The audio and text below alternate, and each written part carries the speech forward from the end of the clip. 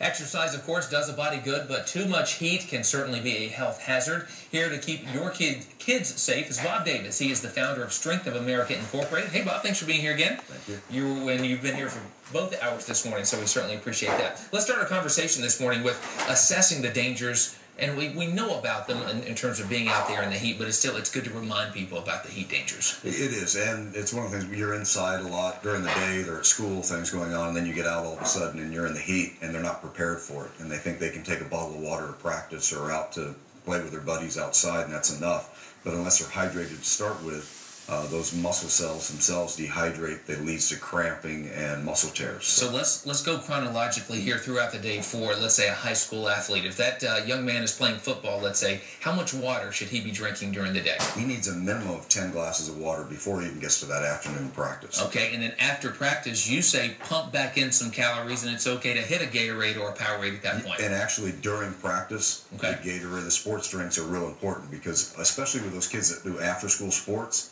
most of them haven't had any calories since lunchtime. Okay. So if all you're putting in is water, it dilutes the blood system. The sugar levels drop a lot. The levels drop down, and that's when injury really is going to happen. Okay. Let's put some tips on the screen, too. Hopefully we can minimize more of these concerns that we're talking about. Bob, can you go through these, too? Sure. That's eating at least 4 meals a day. That's real important. If they don't have enough calories in their bodies, that's, again, when they're going to run out of energy, and that's when they're going to drop down. What we tell the kids is it's real easy to throw a peanut butter sandwich into your backpack, and as soon as you're done, you're changing, for your sport, eat that peanut butter sandwich. That'll give you some good protein and calories getting ready for it. Okay. Hydrating. That's what we talked about, that 10 glasses a day throughout the day leading up to it, not just on their way out onto the field.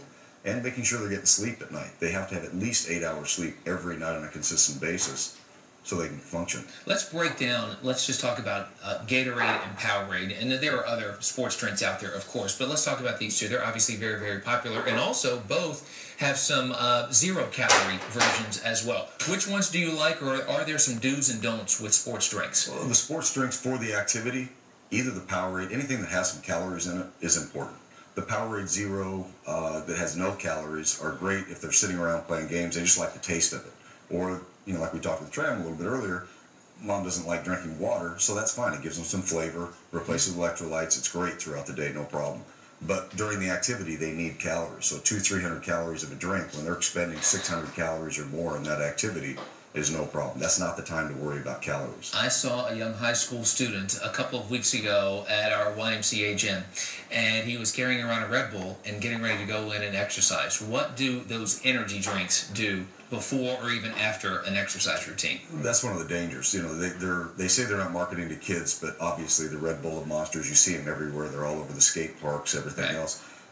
They actually increase your heart rate because of the amount of caffeine. They have as much caffeine in just a small 4 to 8 ounce can as a glass of cup of coffee, for example. At least 80 milligrams of caffeine. That elevates their heart rate, dehydrates their body, and as they're sweating and they're putting something in that dehydrates them at the same time, that's when their muscle cells really start to break down, and that's when they cramp and their muscles will tear. And when you're out there expending energy in an activity and your heart rate's already 150, 160 beats a minute working out, now you put an accelerant into it that elevates that heart rate even more. We've got some real potential dangers out there. Yeah, and it's so important, too, with all these kids being back at school, and, of course, they're active and they're out there on those playing fields right now. Bob Davis, we always appreciate your insight. Thanks for coming in this morning, and, again, thanks for sticking around for both hours. By the way, we posted more information and also a link to Bob's website on our site. Log on to 12news.azcentral.com. Tran, back over to you. Great information.